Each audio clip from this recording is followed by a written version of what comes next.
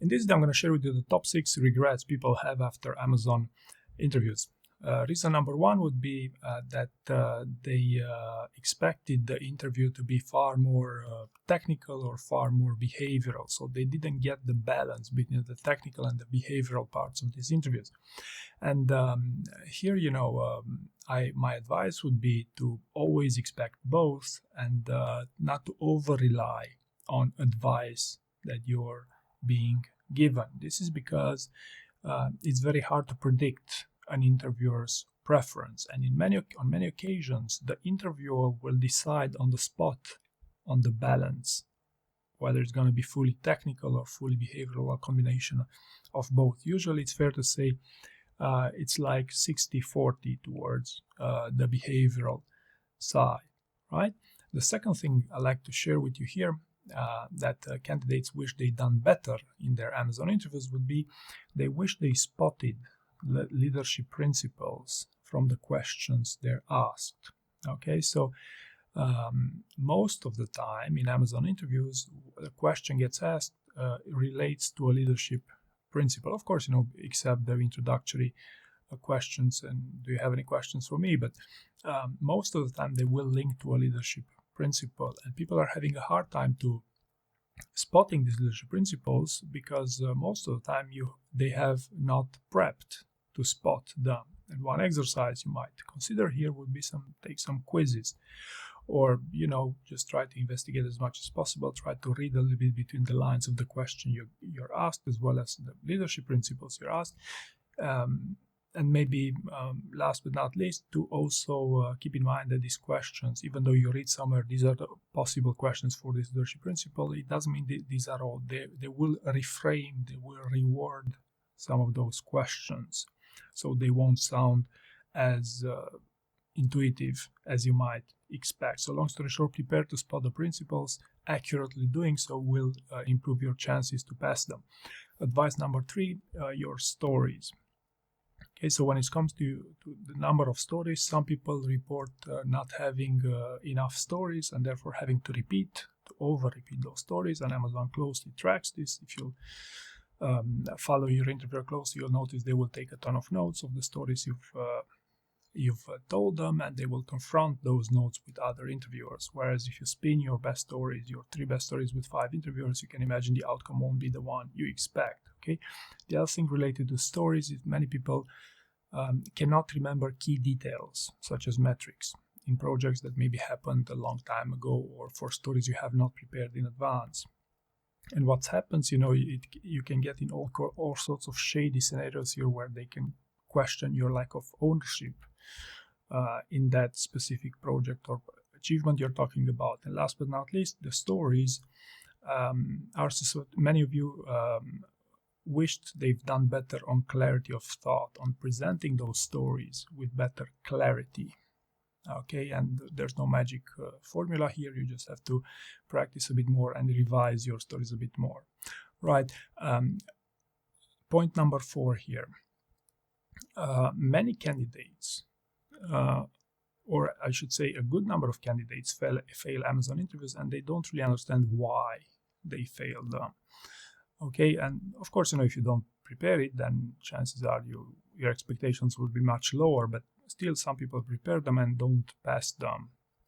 And it's not obvious to them as to what might have gone wrong. Okay, in my experience, most common reasons could be maybe you didn't exhibit high enough standards in your work, maybe you didn't show the minimum interpersonal skills that they were looking for, or maybe you were not intentional enough about using data. But I don't want to speculate too much here. What I want to be useful, and what I found was quite useful on many occasions to understand better why you fail an Amazon interview would be to record it. So if you record it and you can get back to this later and listen carefully to your answers and the question gets asked, maybe map the principles, even ask for help determining as to why you failed interviews. This is what I found will greatly help some candidates. Again, if you have this problem, right? Especially if you're intense during an interview, you only focus on your interview and you know yourself that you won't remember much afterwards, then also recording it might be of help to you. Okay. Number 5 reason people regret after failing Amazon interviews would be that they hurried up to answer interview questions. They jumped into it, or they jumped into answering follow-up questions. And why is this a problem? Well, the problem is not as much that you will do monumental mistakes. This does happen for senior roles and happens quite a lot. But what happens most of the time is if you hurry, either you won't understand the question, but more interestingly, you won't provide your best answer, but rather your second or third best story. Okay, because what happens if you take 15 or 30 seconds to really dive deep, so to speak, into all your story bank and try to answer the question as good as possible with your best story, you will find that, chances are you will find an even better answer than the one you thought about in the first 3 seconds after the question was asked. Okay, so don't hurry. Take your time, both answering original questions as well, or especially during the follow-up and challenge question. And number 6, last but definitely not least, many people wish they had a better prep strategy going into an Amazon interview. And right from the start, I'm not suggesting that you should over prepare your Amazon interview. You should prepare it for 6 months straight. But some people they wish like they had more like 3 months or 6 months to prepare an Amazon interview instead of the 2 weeks they had until their interview.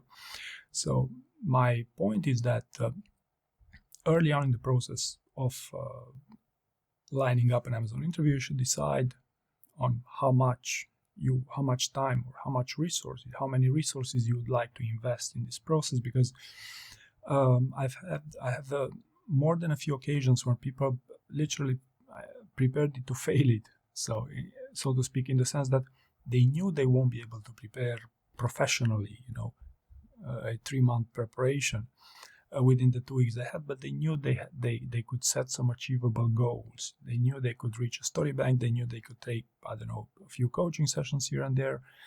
And by setting those achievable goals, they completed their interview perhaps successfully and went into the interview with a strong morale. Whereas if you employ a best effort approach, or doing as many stories and revising them as many times as possible, and then eventually maybe role play them a little bit there, it's not really the most successful scenario, unless you are very generous with your time, and of course you have very generous deadline, which nowadays might as well be the case because interviews are slower these days. But also maybe interesting for you, don't spend time on stuff that doesn't matter, like